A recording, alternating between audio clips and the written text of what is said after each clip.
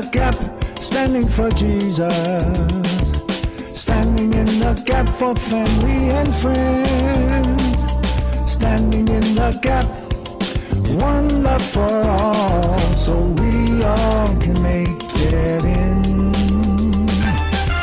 There's so much happening in the world today. It's really amazing, you know. I mean, if you actually step out of the world, let's say you went into a coma for a week. You wake up, everything's fine when you wake up. You would have missed so much that has happened in this world. I mean, just from last week to this week, so much is going on, so much is happening.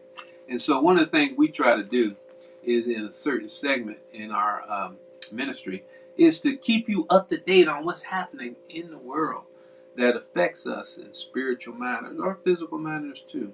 But we want to always apply it to the Word of God. And so Marble has developed this section that we call the Gap News, and she brings stories out of the front page.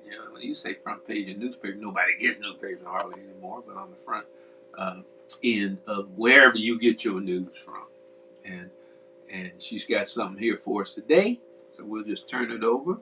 And first, I'm sorry, I've been neglectful. Let me introduce you to the person who is the our producer, who keeps us on the air and keeps us going, and that's my wife, Marvel. She works with me. Without her, I couldn't do this. Marvel, sorry about that.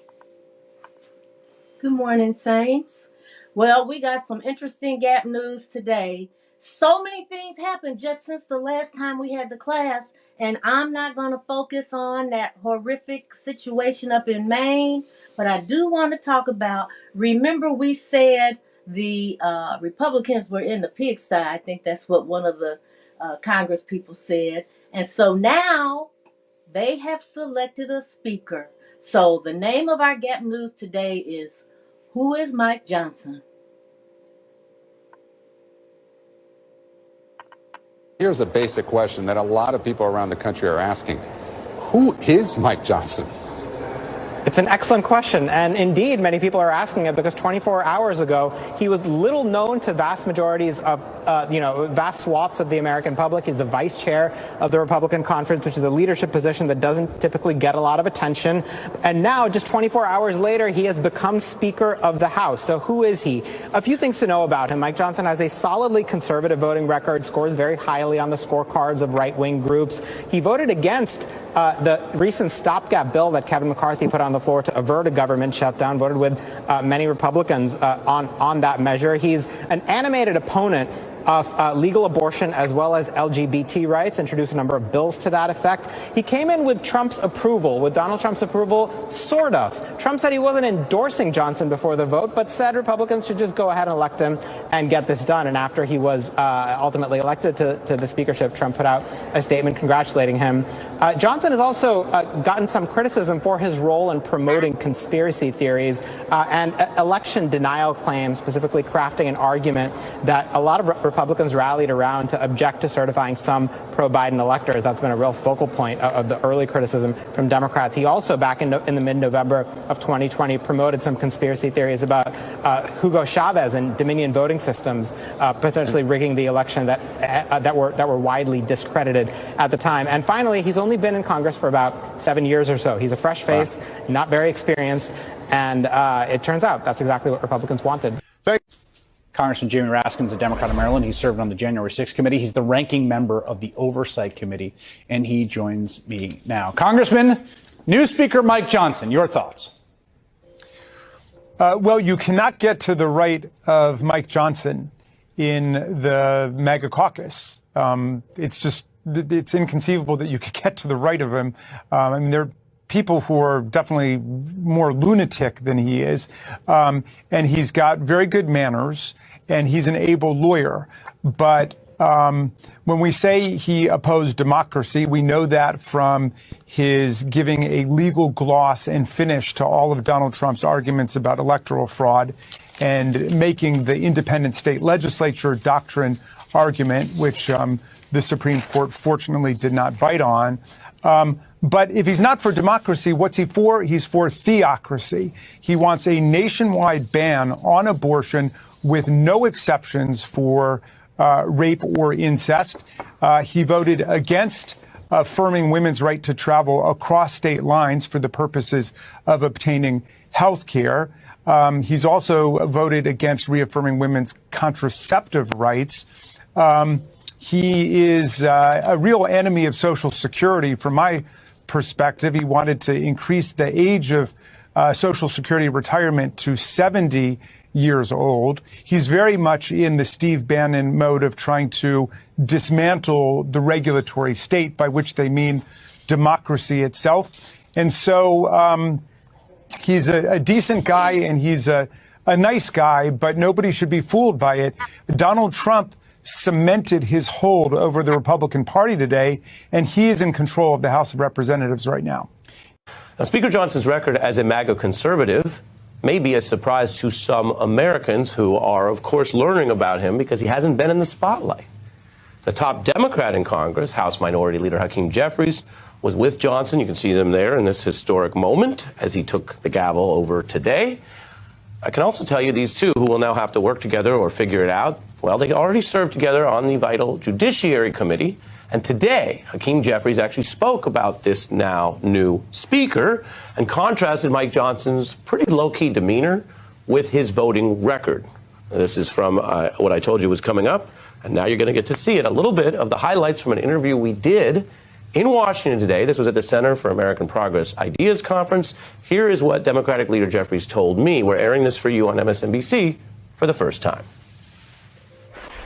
Well, Mike Johnson has a very pleasant demeanor, but his voting record is as extreme as the most extreme members of their conference. Someone who, like Kevin McCarthy, like Steve Scalise, like Jim Jordan, voted to overturn the 2020 presidential election. Track record of trying to undermine Social Security and Medicare, probably more so than almost any other member of the House Republican Conference, wants to criminalize abortion care and impose a nationwide ban. Sort of sounds like you're saying Congressman Johnson is just a less stylistically annoying Jim Jordan.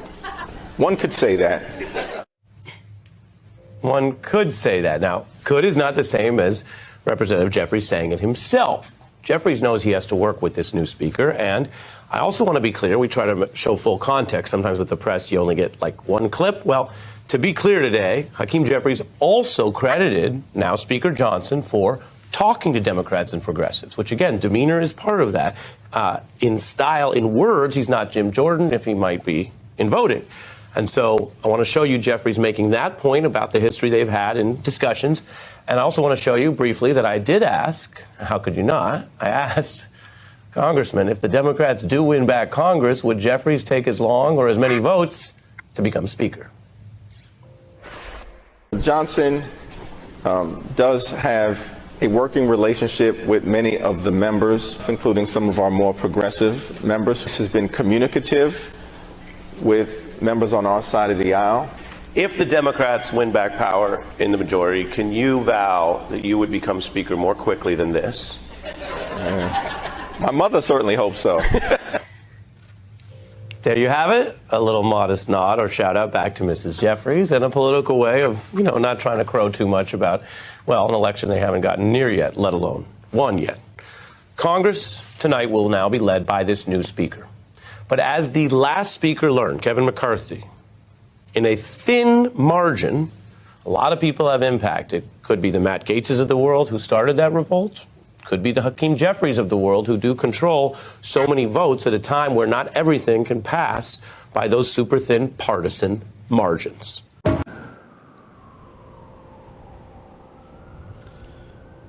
Oh, I get that. I get that. Okay. PBS, Ms. Lopez.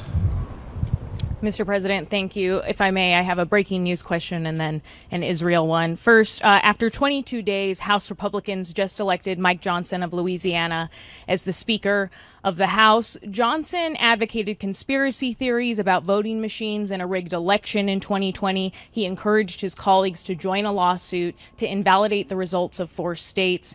So if you win re-election in 2024, are you worried that a Speaker Johnson would again attempt to overturn the election? No, Why not? because he can't.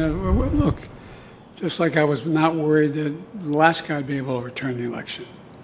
They had about 60 lawsuits and all the way to the Supreme Court, and every time they lost. I understand the Constitution. All right. So here we have it. This Mike Johnson, he is the MAGA-ist.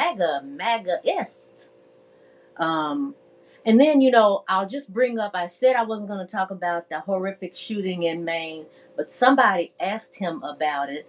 And he said, it's the human heart. It's not the weapons. It's the human heart that we need to work on as legislators, I guess, to deal with the mass shooting problem that we have in America.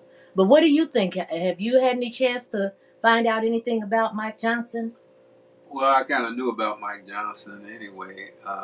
The things I needed to know. I didn't need to know who his mother was or his kids were and all that kind of thing. I know he was from Louisiana, and that he was a mega Republican, that he evangelical, even you might say. I mean, when you listen to him, he talks well. And he speaks from the Bible and all that, which I have no problem with that. What I have a problem with is somebody who supposedly speaks from the Bible, but then professes false statements that he knows are false, statement that he knows are wrong. I mean, I don't know how you can be both. It's like the lady who pled guilty, Gina Ellis, down in Georgia, when she had to talk to the court to try to get some mercy and leniency, and she started out by saying, "I'm a Christian." And my point is, how can you be a Christian when you were doing stuff you knew was wrong? And then you still stand on that. Now, Mike, he still stands on this stuff. Yes. Election denier and all that kind of stuff. It's hard for me to respect a person like that. And so we'll see how it works out and all that. One good thing is that there's a time limit on Mike Johnson and the Republicans being in control of the House. And so, God is protected. God is here. He's still on the throne. He's still on the throne. That's what I say about that. And one thing it'll be really interesting to see, because I understand that he's already said he's not going to let the government shut down. So it'll be real interesting to see if they turn around and kick him out just like they kicked out Kevin McCarthy. Well, they're winding their foot up in case he doesn't do what they tell him to do. Well, and one thing about him, too, it sounds like that he has a better capability to talk across the aisle, not changing his beliefs or his stance, but at least having the ability to talk across the aisle, and which Jim Jordan did not have that. Okay. All right. All right. Well.